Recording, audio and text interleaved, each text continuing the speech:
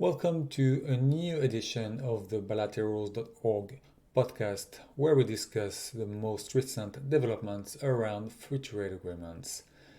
The US government is exploring ways of furthering trade and investment ties with African countries.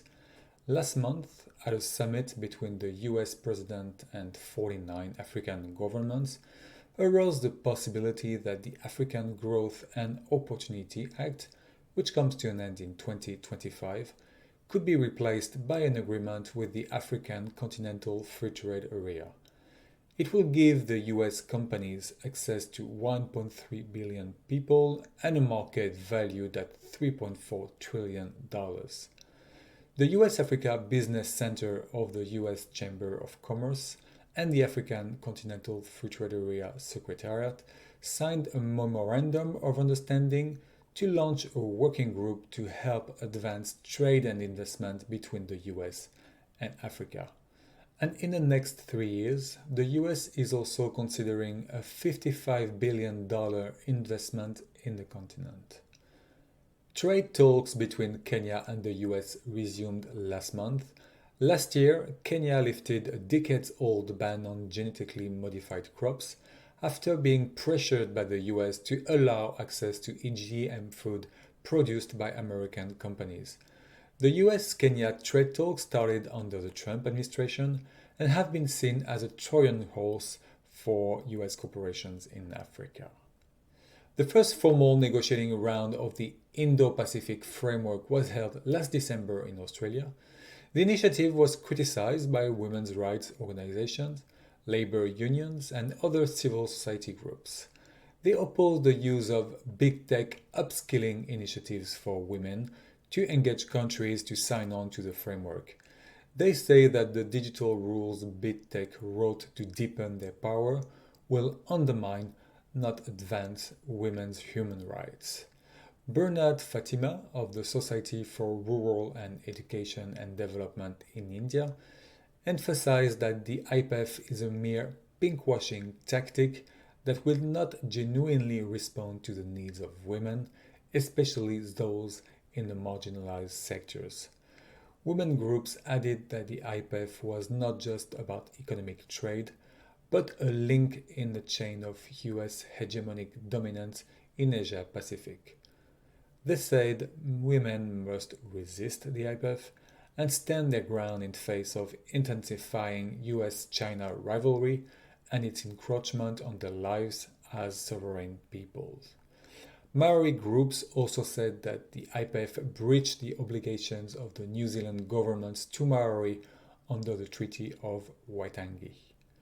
Negotiations are expected to be fast-tracked throughout 2023.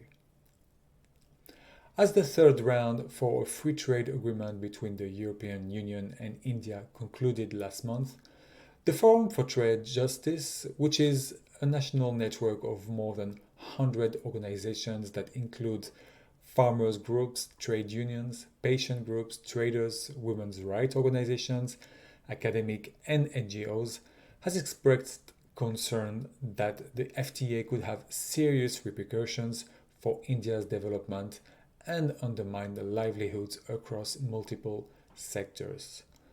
Farmers explained that the proposed FTA targeted reduction or complete elimination of import duties in agricultural, dairy, meat, poultry, and fisheries products, which could create serious threats for millions of Indian farmers, fishers, and milk producers, many of whom are small-scale producers and many are women.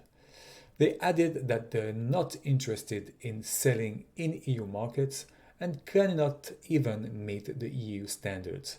But heavily subsidized products from the EU will take away the space in the national market. The EU is also attempting to force India to join the UPOV 91 Convention, which would compromise Indian farmers' traditional free use and exchange of seeds. Doctors Without Borders also said that the EU's proposed text on intellectual property extends the patent terms by 5 years, which would extend monopolies on new medicines and keep prices high for an extended period. In terms of the digital economy, the EU wants free cross-border data flows and the full opening of government data, which will challenge India's sovereign rights over its data and the policy space to use such data for the benefits of Indian communities, workers, small enterprises, startups, and so on. Making such concessions to the EU would also have implications for India's security. And now looking ahead to 2023 and what else is to be expected, the European Union intends to multiply free trade agreements with countries having strategic mineral and metal resources. In December, the EU signed a trade deal with Chile that possesses some of the largest lithium reserves in the world, which was criticized by 500 organizations and members of parliament across the Atlantic. Last year, the bloc also signed deals on raw materials with Kazakhstan and Namibia, and in 2023, the EU is planning to sign agreements with Mexico and Australia, both providers of raw materials. The trade deal between the EU and Mercosur will come back under the spotlight as well, now that the new Brazilian President Lula has been sworn in. In the next few weeks, the European Commission is expected to issue a statement on a possible additional instrument to the agreement, while some officials from the Mercosur bloc said they wanted to reopen negotiations. Over 200 groups from Latin America and Europe signed a statement condemning the European Commission's attempt to change the voting process for upcoming trade agreements. The Commission wants to make it easier and faster for deals to be implemented without the consent of national parliaments. In Malaysia, there has been a strong opposition against the ratification of the Trans-Pacific Partnership, which will likely continue in 2023. The Indian government is planning to continue trade negotiations with the EU, the United Kingdom, the European Free Trade Association, Canada, among others, and the governments of South Korea, Bangladesh, and the United Arab Emirates also said they will seek to sign several free trade deals in the near future. Finally, in North America, the US and Canada have argued that measures that favor Mexican energy companies are in breach of the USMCA.